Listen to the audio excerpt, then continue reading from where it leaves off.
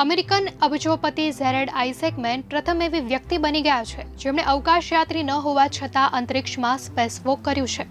બે સામાન્ય વ્યક્તિઓએ સ્પેસવોક કરીને ઇતિહાસ રચી દીધો છે. આ બંને વ્યક્તિઓમાંથી એક છે 41 વર્ષીય આઇઝેકમેન અને બીજા છે સ્પેસએક્સના એન્જિનિયર સારા ઝિલિસ.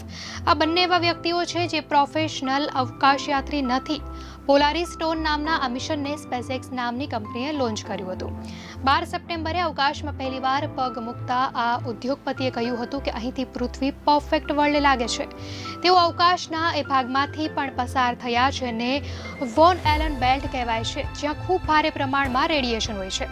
જોકે પોલારિસ સ્ટોન મિશન એ આઇઝેકમેનનું પહેલું અવકાશ મિશન નથી. વર્ષ 2021માં તેમણે પોતાના જ પૈસે એક ટીમને લઈને પૃથ્વીની કક્ષા ફરતે પરિભ્રમણ કર્યું હતું, પરંતુ તેઓએ નવા અપગ્રેડ કરેલા સ્પેસશૂટ પહેર્યા હતા. ન્યૂજર્સી યુનિયનમાં જન્મેલા 41 વર્ષીય ઉદ્યોગપતિ આઇઝેકમેનને પહેલેથી જ ઉડવાનો ખૂબ શોખ છે.